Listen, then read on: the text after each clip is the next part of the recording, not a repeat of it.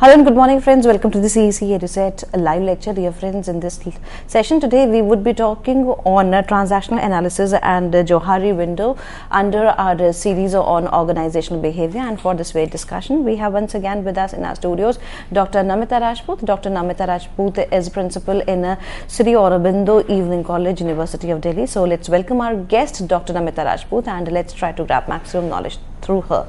Hello, ma'am. Welcome to the DSET lecture. Good morning, friends. So today we have a very interesting topic called transactional analysis and Johari window.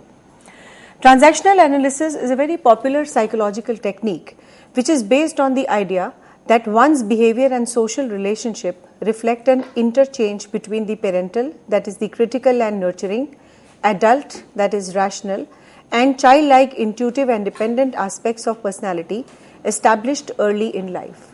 So this is a very important definition which has been given to analyze the basic insights of the transactional analysis, and we include everything that is one's behavior, social interactions, be it a parent, be it an adult, be it a childlike behavior.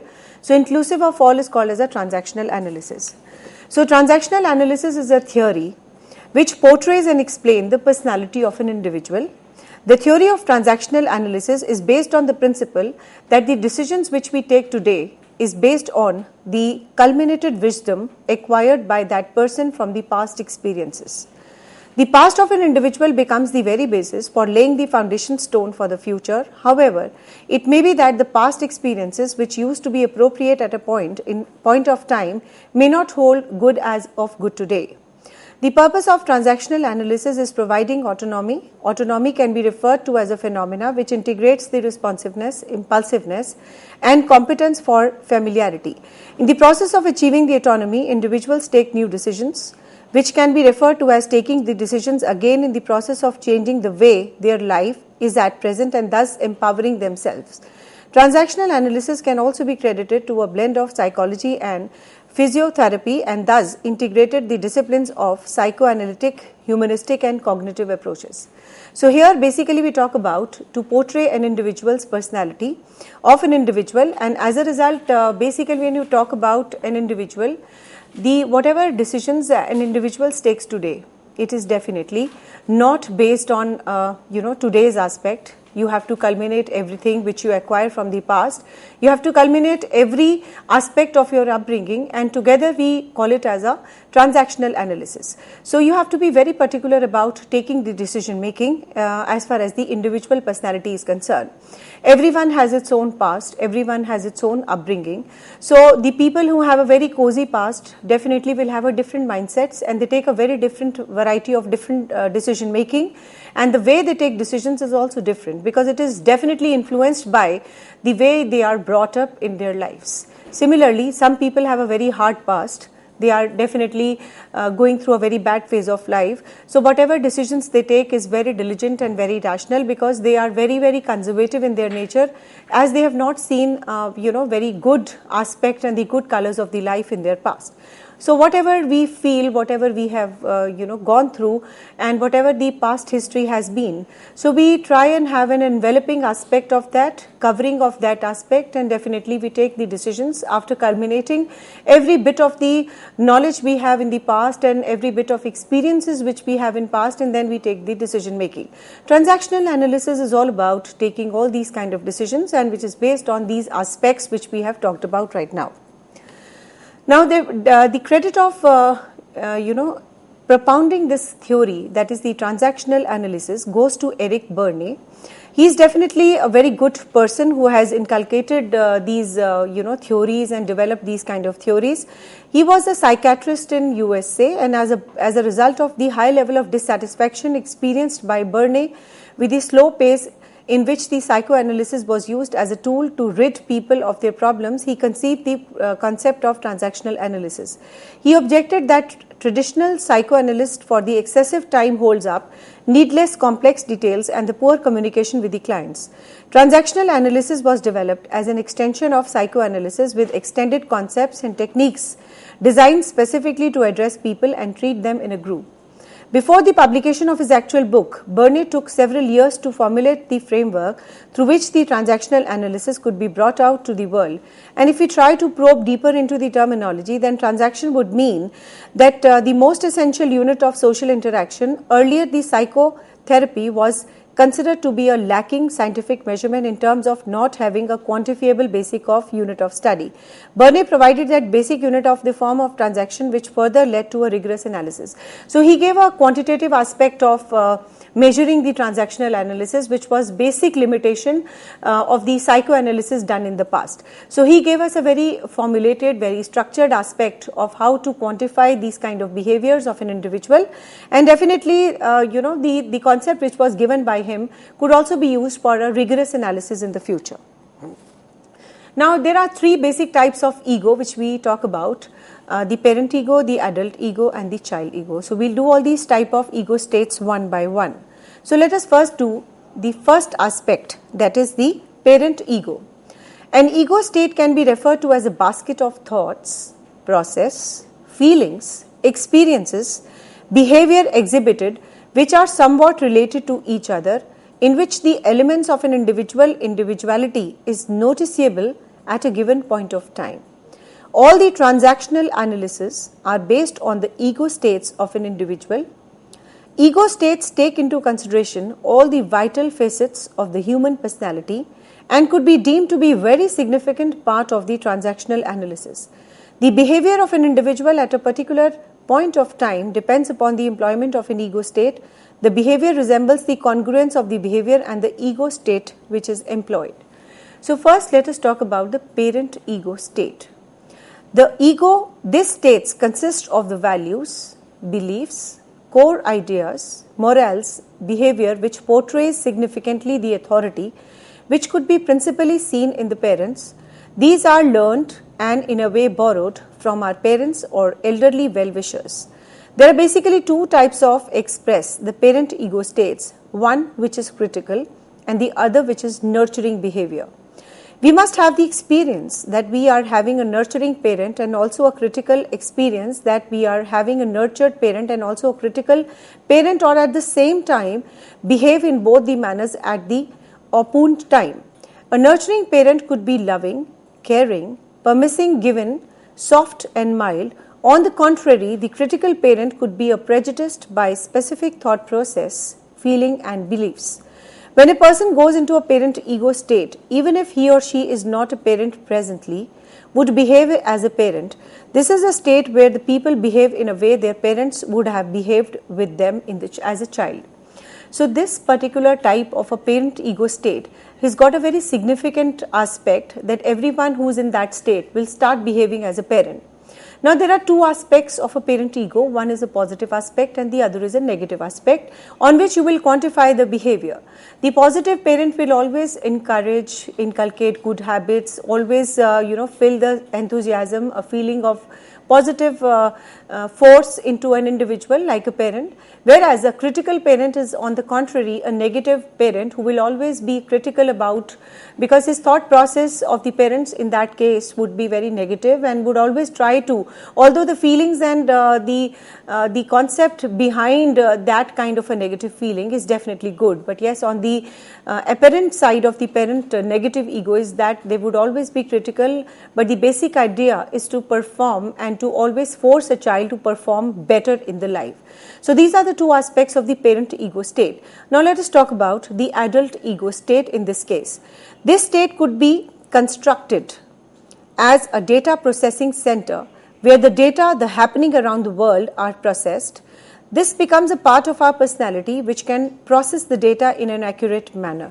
This ego state also talks about seeing, hearing and thinking prowess, which can access the situation and come up with the solutions. These solutions therefore are well thought of and well analyzed, unlike the prejudged thoughts and childlike emotions.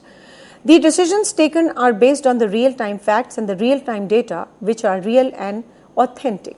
So when you talk about the adult ego state, when we are adults, we have our own comprehension, we have our own intellect, we have our own power to analyze the things. And definitely whatever we do, we have certain important realities in front of us, certain facts in front of us. We will take them as base and then take a decision making. So the adult ego state would always be influenced by these particular states. That is, they would always take the decision making, which is based on the real facts, real situations of life. And of course, nothing would be prejudice in this case, because everything is based upon the facts. Because as an adult, you have lived your life, you have experiences, you have history behind it, and you have all the rationality and judgmental aspects which is impacting your mind. So keeping all these facts into considerations, these adult ego states are very important because they are really influenced by the facts, etc. So the decisions taken by the adults in this case would also be very, very good. Now let us talk about the child ego state. The child ego state is an innate element of a human being and explains the real and natural personality of a person. It comprises of feelings, desires, impulsive actions, and also includes the previous recordings, that is, the previous happenings in the life of a person. The child ego, as I said, is an innate element of a human being, and definitely the personality is considered, which is comprising of the feeling aspects, desires, and impulsive actions, and also includes the previous recordings, that is, the previous happenings of the life of a person.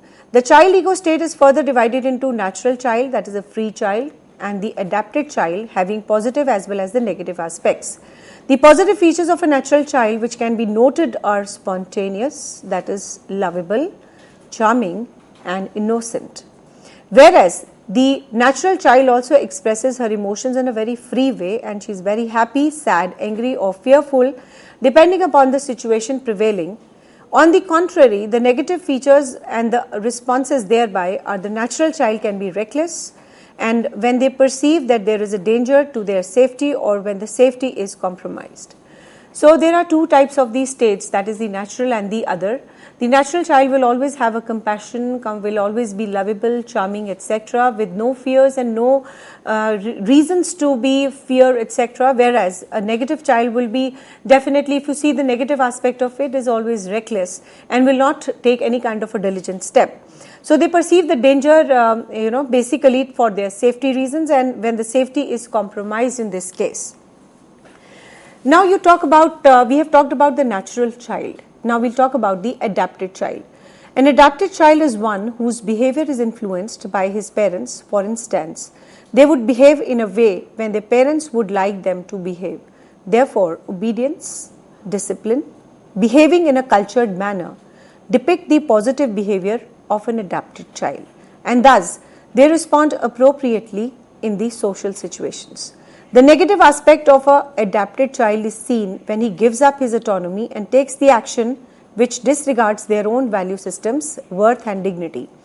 This type of disregard can also be termed as rebellion, and when the child refuses to acknowledge what the parents are directing and do things which suit their own instincts. This rebellious child ego can be supposedly opposite of a complying ego of a child. For example, a child starts playing in a rain, and she is really enjoying the rain. Suddenly her mother turns up and asks her not to play in the rain and come back. Instead of complying to her mother, the child shouts back, "I don't care if I get drenched in the rain." So we here see the adapted child behavior, one a positive aspect of it and the other is a negative aspect of it. So when the positive aspect of the adapted child is that the child will always behave as the parents would like them to behave, that is, they are always obedient, they are always taking the actions which suits their parents, whereas the negative side of it is that the child ego is supposedly opposite and complying with the ego of a child. Like I give you the example of a child which is playing in the rain. So this is the contrary aspect of it. Now we'll talk about various types of transactions which definitely referred in the last EduSet live lecture, but here we are doing that in detail because on the basis of which we would be doing the transactional analysis in complete and in toto, and we'll also talk about the Johari window. So there are two types of transactions which we see here. First is the complementary transaction. Complementary transaction, as the name suggests, is one in which the transactional vectors are parallel and the ego state addressed is the one which responds. So we can see here in this particular diagram, that is parent to parent, adult to adult, and from child to child. So here you can see the vectors, they are parallel to each other in both the cases. The first is the adult complementary transactions, that is the way you are asking the questions, in the similar way the answers are given to you. So, and in the second, it is from parent to child and from child to parent. They are also complementary transactions, because the way you are asking a child, the child is also responding in the similar manner to the parent. So in this we see the vectors are parallel to each other, and as the name suggests, they are complementary transactions, and straight away the ego states are the same, the positive mindsets are the same, and definitely the way they are responding is also the same. Now let us do this in detail. When an ego state is responded in a manner which is complementary to the question put up, the same case is called as a complementary or a straight transaction. So here in this case, a straight transaction is recorded. For example, if a person asks in a calm tone from his or her fellow passenger in the train that what is the time, and the reply comes that this is like you can watch, and the overall positivity is there, and the answer is also in the same tone, in exactly the same manner as the question is being asked, which is also called as a complementary transaction or a straight transaction. This can be seen from the diagram below on the left, where two adults are transacting in a straight path. Another example which can be given here is a father asking his son to study instead of watching a television, and the son replying is affirmative that he is going to study in an hour. So here in both the transaction, let us see the figure again. In this case, both the concepts are parallel to each other, whether a question is asked from a adult to adult, from a parent to a parent, or from a child to a child. Whereas in this case, if your contra transactions are taking place, that is a parent is asking a child or a child is asking the parent, the answers are in a similar manner and is desired manner. So that is why we call them as a straight transactions.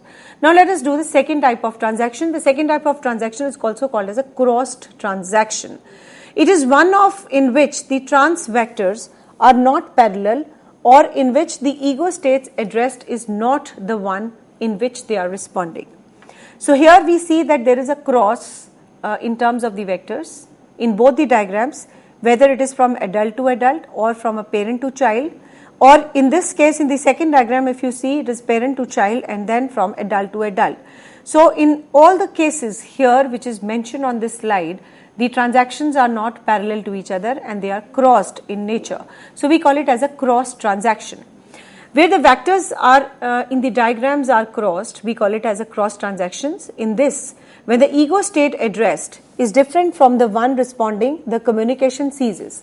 This is the second rule of communication. The diagram shows child to a parent stimulus is crossed when an adult responds in the diagram. For example, the adult asks, "What is the time?" Instead of giving a straight adult response, the response is of critical parent who would say, "Since you are almost always late, why you care about what exactly the time is all about?"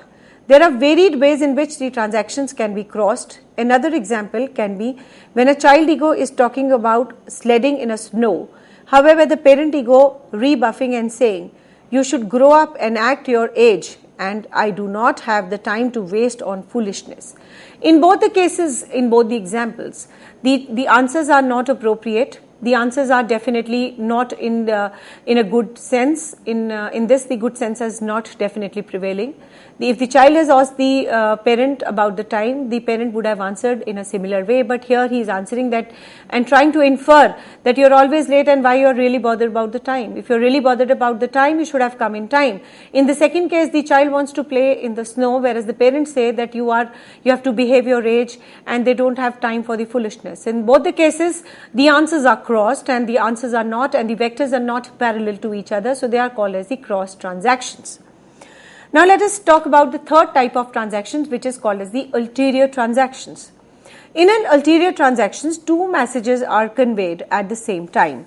One in which is an overt or the social level message, and the other is a covert or a psychological level message. Both of them, the social level content is adult-adult, and the psychological level messages are usually either parent-child or a child-parent. Now we'll do this in detail. These transactions are most complex transactions and they involve more than two ego states simultaneously when adult to adult takes place. For example, a person says to his colleagues, "We need to make a lot out of this situation," showing ulterior motive to earn money by duping others. In the reply, "Of course," the other colleague winks and says, "Of course," providing the adult reply to adult questions, however, winking at the same time, showing hidden motive of child. So in this case, the ulterior transaction, there are two types of ego states which is working together, one on the social and the other on the other aspect. So in this case, the first aspect is the child is asking about, or the two colleagues are talking about making some money out of a transaction, and the other colleague is also saying that yes, we would do so. So there are hidden motives in this case, and there are two ego states which is definitely working at the same time. So these are the important three types of transactions which we explained here. The first was a complementary or a straight transaction. The second was a cross transaction, and the third was the ulterior transaction. So now let us move upon a new concept called stroking. The stroking is an important aspect of, again, a transactional analysis. Stroking is an act of implying recognition to the other person. Stroking is a recognition that a person gives to his subordinates for a good work done or even the bad work done. Lack of stroking has an adverse impact on psychological and physiological effect on the individual. Stroking is a basic unit of motivation that can be seen from the following. A. The quantity and the quality of the strokes serve as either a positive or a negative motivation to the employees. 2. Good share of psychological satisfaction we get from the work is from strokes available from the other persons. 3. We get strokes from work itself. There are positive and negative strokes. Positive strokes are recognition, pat on the back, affection shown by the superiors who make subordination feel okay. It is the recognition of the work that employee get boost to do better work. Negative strokes, on the other hand, are feeling you're not okay, conveyed by the superior by the way of criticism, hatting, and by scolding for the job not well done. It serves as a negative encouragement, and a feeling of failures is created among the workers. So stroking is basically you are trying to recognize the work done by the subordinates. It could be positive, it could be negative. Yes, positive stroking is always motivating in nature.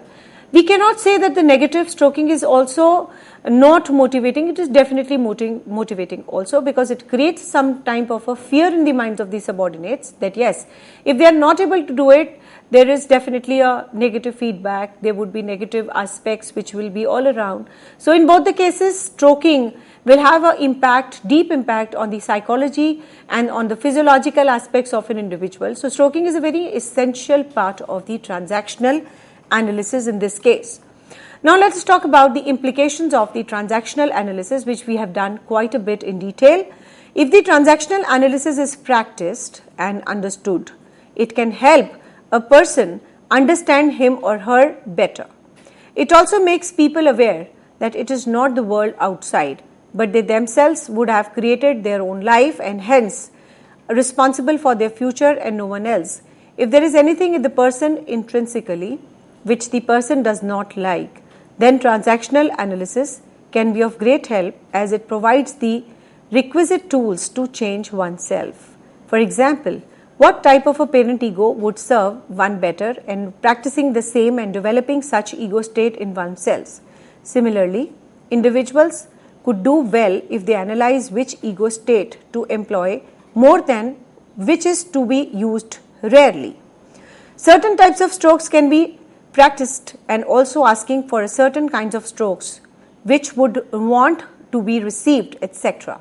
Transactional analysis also helps in exerting control over the conversations to assure the communication goes unperturbed in an honest, straightforward manner without any apparent complications. So we have done in detail what is a transactional analysis, what are the various types of transactions, what are the various types of ego, and eventually we did the implications part of the transactional analysis. As we have done this in detail, Definitely, this would also help in strategizing about the human resource policies, about the motivational policies, about taking or chalking out a policy of an individual, because you understand that what type of egos are responsible for what type of a behavior, what type of transactions are taking place, how to counter each one of these transactions, and so on and so forth.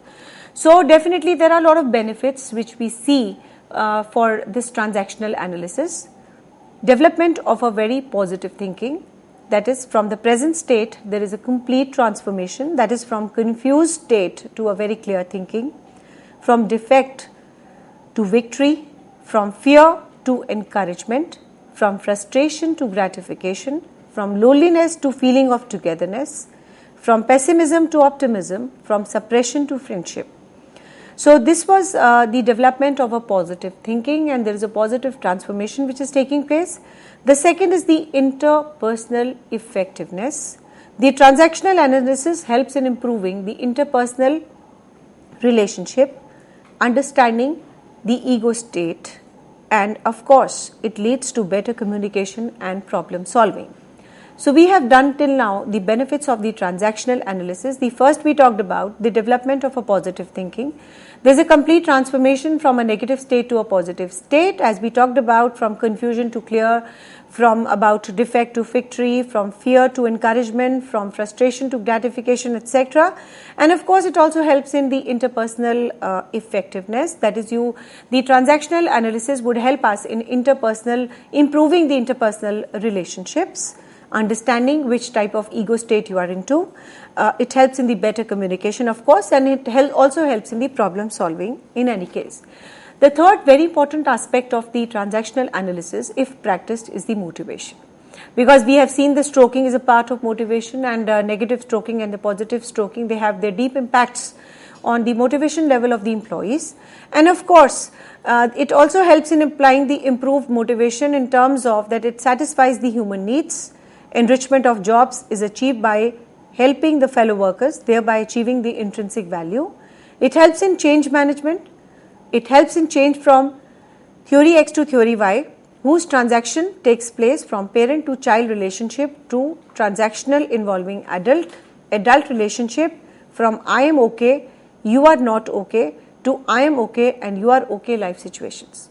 So these are magical tools of the psychology, that is deep insights. It helps in formulating various important types of policies, important types of strategies, important type of decision making, which helps in changing the individual, improving the interrelationship skills, helps in motivation of the employees, and of course it helps in organizational development also. Like for example, maintaining the adult, that is the adult transactions, to give an okay to the natural child, to identify and avoid cross transactions, to minimize destructive game playing, and last but not the least, to maximize and develop the various support systems and the policy and improvement of the work behavior. So this is such a good tool which helps in analyzing deep into detail about an individual personality of changing, transforming, improving the interpersonal skill, rising the motivational level of the individual, so on and so forth. So let us now do a new concept called Johari Window. Johari Window model was developed by the American psychologist Joseph Luffey and the Harry Ingham in 1950.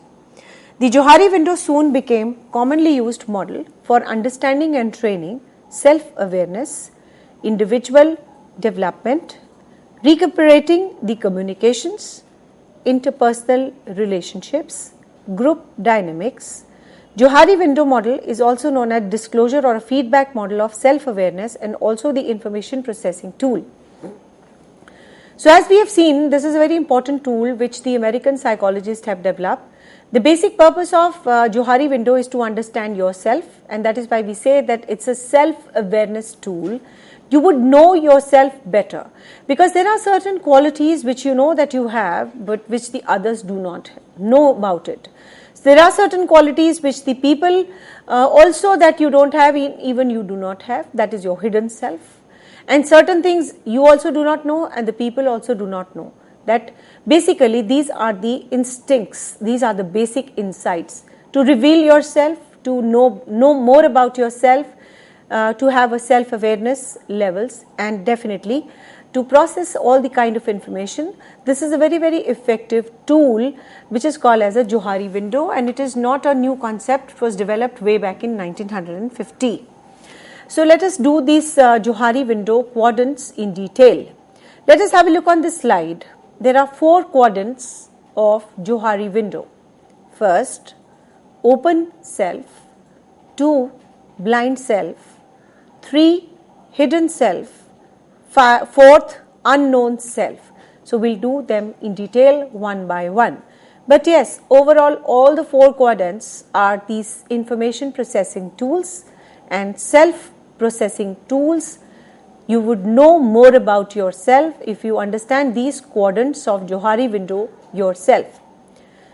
The first is known to others and known to self.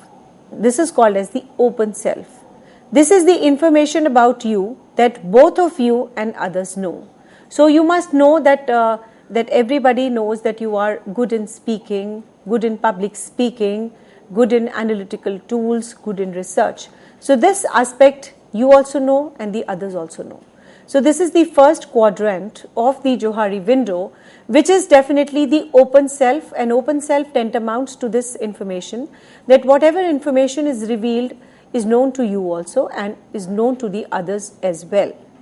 Let us move on to the second quadrant, which is also called as a blind self.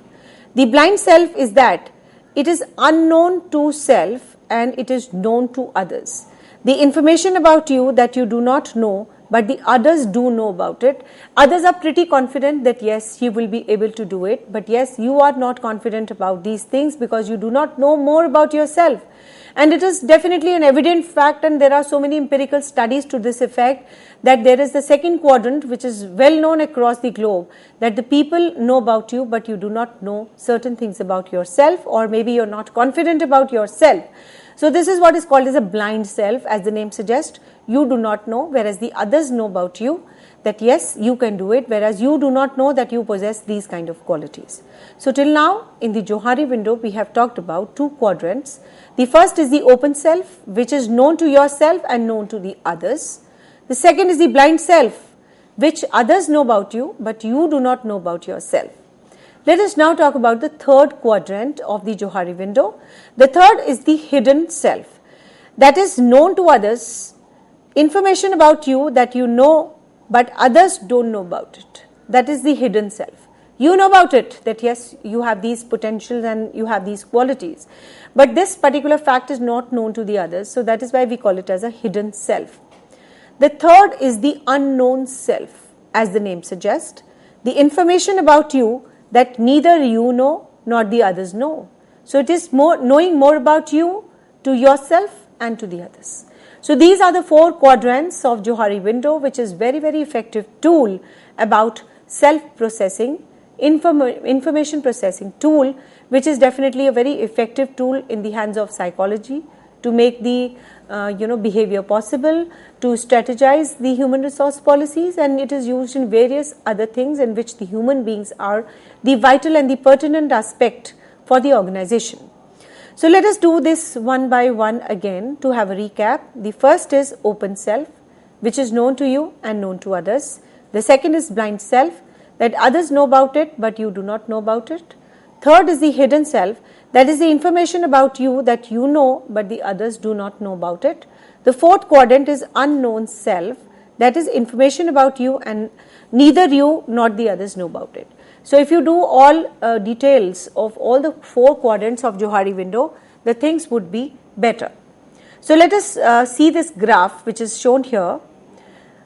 This is an open area, this is a feedback area. The first is the open area, the second is the blind area, and this is a shared discovery and there is a feedback mechanism. The third is the hidden area and the fourth is the unknown area.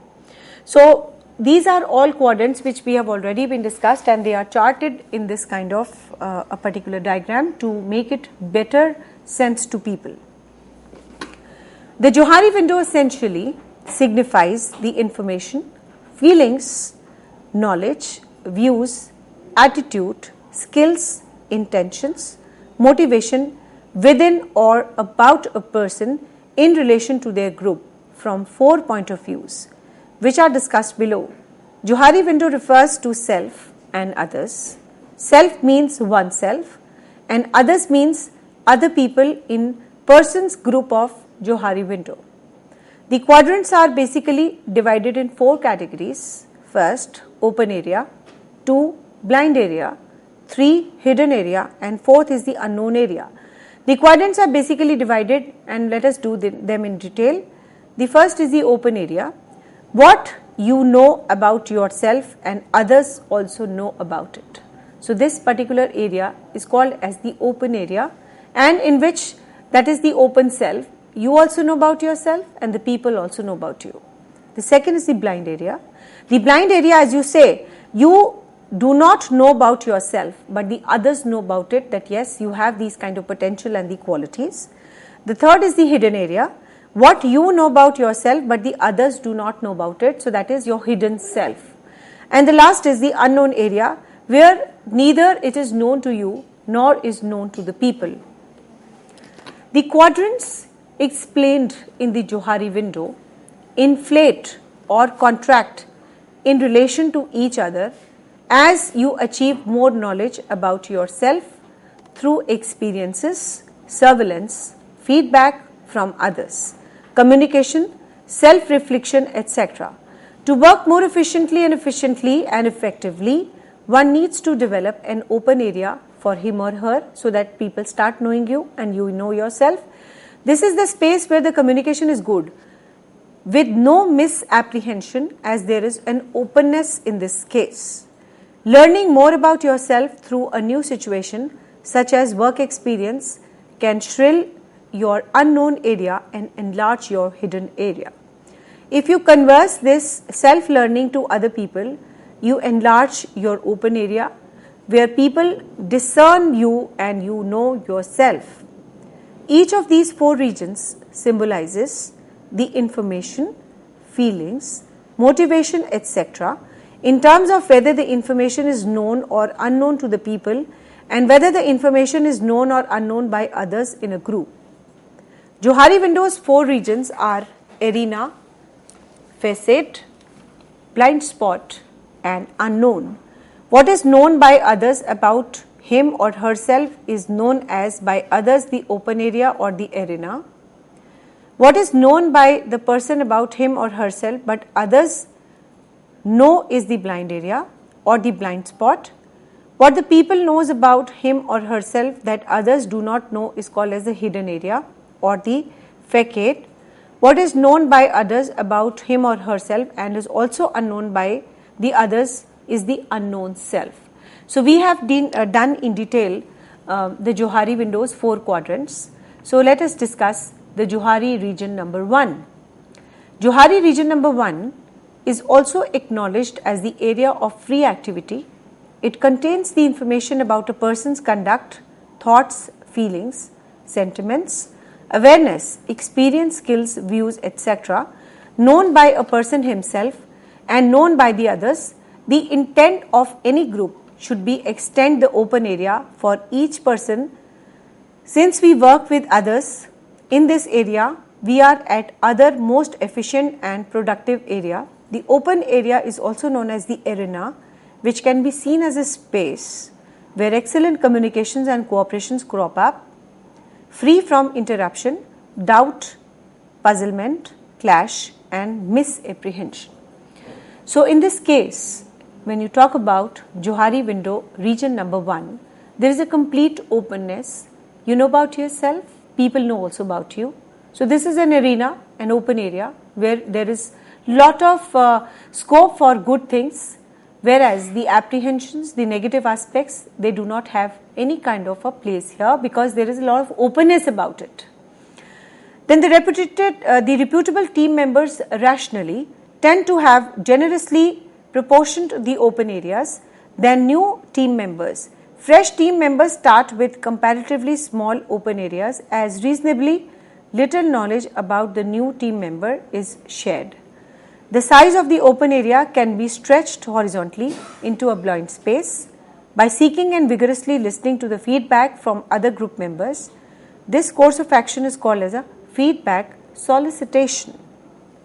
Now we come on to Johari region number 2. Johari region number 2, what is known by a person by others is a group, but is unknown by the person himself. It is known as a blind area. By soliciting the feedback from the others, the endeavor should be to condense this area and thus to increase the open area, that is, the augment self-awareness. This blind area is not an effective space for the individuals or the groups. This blind area could be referred to as unawareness about oneself or the issues in which one is deceived. A blind area could embrace issues that others are intentionally withholding from a person. We all know how complicated it is to work well when kept in the dark. Group members and the managers can take some duty for helping individuals to trim down their blind area in terms of mounting the open area by giving susceptible feedback, sharing disclosures. Managers should encourage a climate of non-judgmental feedback, group retort to individual disclosures, where shrinks fear and constantly promotes both processes to ensure the level to which an individual seeks feedback and ensures one feedback is sought must always be individual's own prudence. Some people are supplier and emotionally dedicated than others. Care needs to be taken to shun the emotional upset. Then is the region 3. The region 3 talks about that is what is known to us but kept reserved or hidden from the others. And the region 4 talks about the information, feelings, dormant abilities, aptitude, experiences that are unknown to people, unknown to others also. This unknown subject takes a multiplicity of forms. They can feeling, behavior, attitude, aptitude, which can be fairly close to surface, which can be constructive and helpful, and they can also sway away the different kind of degrees. Large unknown areas would classify to predictable younger people who lack experience or self-belief. The unknown area could also embrace the subconsciousness feelings rooted in influential events and shocking past experiences. In a work the organizational context, the Johari window should not be used to tackle the issues of clinical nature. So there are certain principles of Johari window within the concept of Johari window. Transformation in any one quadrant will influence all other quadrants. Threat tends to dwindle awareness, mutual trust tends to amplify awareness. Forced awareness is detrimental and typically unsuccessful. And interpersonal learning means a revolution has taken place, so the quadrant 1 is larger and the 1 is more than the other quadrants has grown slightly. Working with others is assisted by large sufficient areas of free activity. This means the additional of resources and skills in the membership can be applied to a task. So this Johari window is a very effective tool in knowing yourself, the self-awareness tool, and is most effective in knowing yourself because the more importantly you know yourself, the more importantly you will handle others also. So you have to tackle this for all 4 quadrants in a very diligent way. Thank you so much. With this note, thank you, ma'am. Thank you so very much for giving a productive session once again. And dear friends, your feedbacks are very, very important. So do write to us at info.cec@nic.in. The lecture is going to be uploaded on YouTube soon. Keep watching the lectures and keep writing to us. We would be meeting again soon. Till then, take care. Goodbye. Thank you, ma'am. Thank you once again.